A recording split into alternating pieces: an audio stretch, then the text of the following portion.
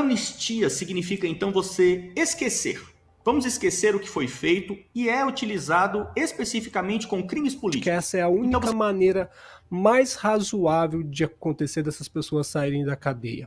O Alexandre de Moraes, outros ministros, talvez, tentando parecer bom para a sociedade, falar, vocês vão fazer a escolinha aí da democracia, vocês vão ficar 2 anos sem internet, e nós, num ato de bondade, iremos libertar vocês. O grande problema do bolsonarismo é que criou uma couraça entre eles de que eles não erram.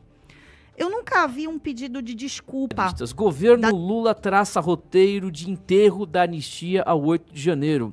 Reportagem da Bela Megali, do jornal o Globo. Bela Megali tem algumas informações, eu faço questão às vezes de colocar uma pauta, porque ela tem informações de fato internas, que muitos da política já me disseram que ela tem muitos contatos em Brasília. Então não é o ponto de vista dela, a gente está falando de coisas factuais, do que está acontecendo nos bastidores. Uma das principais bandeiras do Bolsonaro, você já sabe, o 8 de janeiro, a leitura feita pelo grupo petista, dos larápios do PT, é que o projeto está sendo usado por Bolsonaro e seus aliados para atacar os ministros, em especial o Moraes. Membros do governo Lula avaliam que não há votos no Congresso Nacional para aprovar o perdão aos presos do dia 8 de janeiro. Auxiliares de Lula, só um detalhe, o líder do PL na Câmara, Sóstenes, já pediu essa semana urgência de votação. Auxiliares de Lula que atuam na área jurídica afirmam que se a anistia for aprovada, será vetada pelo presidente. Se o veto for derrubado pelos congressistas, integrantes do governo veem um roteiro definido. Avaliam que o PT, o outro partido aliado, vai acionar o STF, que colocará fim ao perdão dos crimes envolvidos nos atos do dia 8. Inclusive não precisa ser a Bela Megali para saber disso, né? Já tínhamos comentado que o STF vai derrubar, mesmo difícil ser aprovado no parlamento, se for aprovado o STF vai e derruba. Conforme informou a coluna, essa leitura é similar à que lideranças do Centrão vêm fazendo sobre a anistia. A avaliação é que Bolsonaro tem usado o tema para pressionar o Supremo e o governo, já que tem sido alertado sobre a grande chance do projeto não culminar na liberdade de ser engavetado. São 10h04, Vanessa Moreira. Infelizmente é o desfecho aí, né? Infelizmente é o desfecho. E, Timóteo, eu quero chamar a atenção do nosso ouvinte, da nossa audiência, para dizer o seguinte: eu não tenho nenhum tipo de... Eu sei que muitos políticos dessa direita que surgiu com o bolsonarismo são novos, entraram para, teoricamente, desbravar um local que era desconhecido para muitos, que é a política, né? A gente tem alguns exemplares aí de deputados que não sabem exercer o seu trabalho, mas eu acho que tudo na vida a gente tem que encarar e simplesmente ir lá e fazer, errando e acertando. O grande problema do bolsonarismo é que criou uma couraça entre eles de que eles não erram. Eu nunca vi um pedido de desculpa da deputada Bia Kicis pelas falas que ela fez em dizer, com total ignorância de conhecimento a respeito do que é ser conservador, que o Paulo Gonet era um homem extremamente conservador. Eu não vejo problema em ela ter errado a respeito disso. O problema está na não correção do erro. E isso vai passando para todos que fazem parte dessa ala de idolatria, que fazem parte dessa seita. É uma seita satânica que tem líderes e sublíderes. E que se transformou e que transformou algo que é prático, que é racional, que é a política, em algo completamente sentimentaloide e religioso. É realmente absurdo. A gente teve uma manifestação agora pífia, onde a gente viu uma narrativa crescente da direita se assimilando bastante com o petismo, dizendo que tinham 400 mil pessoas, onde no máximo 40 mil existiam. A gente viu pronunciamentos contundentes do Bolsonaro estabelecendo ali uma aliança real com o sistema. Não vimos uma rejeição daquele público que estava ali e nem do público que não foi, que continua idolatrando essa família. Só que o resultado não chegou. Se o resultado chegasse, eu estaria aqui pedindo perdão. Pelo menos pedindo perdão não, vou fazer uma ressalva aqui. Eu não acho que o Brasil tem que pagar o preço de ter 2 presidentes da casa coadunados com o presidente da República para assaltar ninguém, já que essas pessoas, dito pelos próprios bolsonaristas, foram por conta própria. Porque se disser a realidade, que elas foram estimuladas pelas falácias do Bolsonaro, ele se torna culpado. Então, você vê que é totalmente contraditório o discurso. Muito parecido com o que acontece com os petistas, né? É completamente contraditório o discurso. Ele não tem culpa, mas, né, fica aquela coisa ali no meio do caminho. Então, a gente está diante de algo completamente absurdo. Não tem anistia, não vai ter anistia. Eu não vou ficar repetindo aqui, eu fiz um comentário extenso ontem sobre isso. Não vai ter anistia por questões óbvias. Não vai ter anistia porque os poderosos não estão querendo.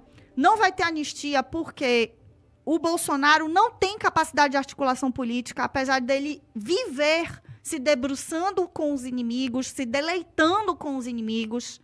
Não podemos esquecer que dentro do seu governo, com presos políticos, com Daniel Silveira na cadeia, ele presenteou Moraes com uma camisa do Corinthians, e todos vocês estão em silêncio sobre isso. E, mais uma vez, o brasileiro de bem foi feito de trouxa.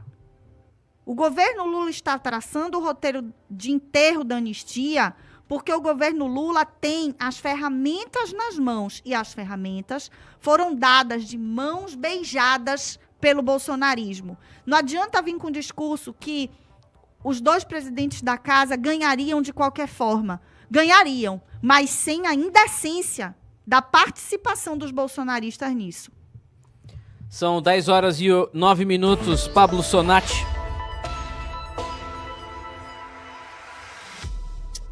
Olha, Timóteo, Vanessa, Fernando, eu não estou vendo luz no fim do túnel para esses presos do 8 de janeiro. A gente sabe que de maneira legal é muito difícil de acontecer por todo o processo, todo o caminho que tem que percorrer. Além de tudo, o STF, o PT nem precisaria traçar roteiro nenhum para enterrar a anistia, né? Porque já está, no meu ponto de vista, assim como a condenação do Bolsonaro provavelmente já está tudo programado, eles só vão seguir um rito. A anistia também já está tudo programado, então não precisa fazer nada, que qualquer coisa que faça, o Supremo derrubaria, o Lula vetaria, enfim. Eu fico tentando ter objetividade em relação a como que essas pessoas irão sair da cadeia, que é a minha maior preocupação. E eu vejo só um motivo, dois na verdade. Uma revolução popular, coisa que eu acho quase impossível. Acho quase impossível uma revolução popular, justamente porque, como o professor Fernando falou, precisa de um líder, e nós não temos esse líder. E talvez, não por bondade, mas para se parecer bom, para se parecer piedoso de um ministro do STF. Será que poderia acontecer depois das eleições, 2027? Eu acho que essa é a única maneira mais razoável de acontecer dessas pessoas saírem da cadeia. O Alexandre de Moraes, outros ministros talvez, tentando parecer bom para a sociedade, falar, vocês vão fazer a escolinha aí da democracia, vocês vão ficar 2 anos sem internet, e nós, num ato de bondade, iremos libertar vocês. Só se for isso. Caso contrário, lamento muito por tudo que aconteceu. E digo uma coisa, a gente vai falar desse assunto por muitos dias ainda, viu, Timóteo? Rapaz. Professor, 10h11, professor Fernando Melo. Então, vejamos bem, a questão da anistia, enquanto os amigos estavam falando, eu até fui ali buscar o dicionário, fui olhar aqui no dicionário de latim, porque a palavra anistia vem do direito romano, que amnistia se diz em latim. E eu estava olhando aqui a palavra amnistia, por quê? Para não falar bobagem aqui para os espectadores. A palavra anistia vem de latim amnistia, que é a mesma origem de formação da palavra amnésia.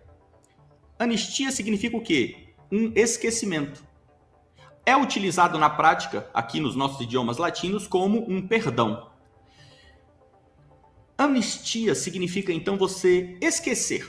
Vamos esquecer o que foi feito, e é utilizado especificamente com crimes políticos. Então você tinha lá no Império Romano, de repente você tinha lá a guarda pretoriana se levantava contra um César e o matava.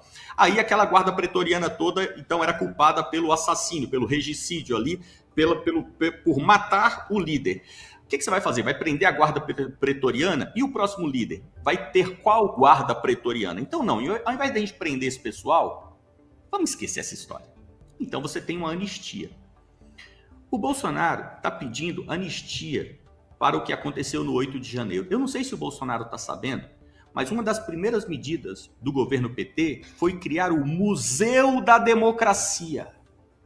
Eles foram lá, pegaram cacos de vidro, lascas de parede, pedaços de móveis que foram destruídos, danificados ali na invasão, colocaram aquilo ali dentro de um ambiente refratário, criaram um museu com as peças, os restinhos da invasão do 8 de janeiro. Isso nunca, daqui 300 anos, se ainda houver mundo, e você vier no Brasil, vai estar lá o pessoal falando do 8 de janeiro, quando os nazifascistas invadiram a Praça dos Três Poderes. Isso nunca vai ser esquecido. Nunca vai ser esquecido. Aprenda! Aprenda! Então, aprenda, direita. É assim que se faz. Você chega, você bota pra lascar e acaba com os inimigos. Ô rapaz, que isso, não sai agora não. Antes, deixa o seu likeinho, deixa a sua inscrição. Aproveita e já nos segue também, viu? @BradoRádio. Se você não seguir e não deixar o likeinho, certamente você é um esquerdista, viu? Um petista, viu? Um cheiro mole, viu, meu irmão? Então saia pra lá. Mas se você for de direita, for conservador, já nos segue, viu? @BradoRádio. Aproveita e deixa o likeinho também, viu? Valeu, meu irmão. Forte abraço e até a próxima.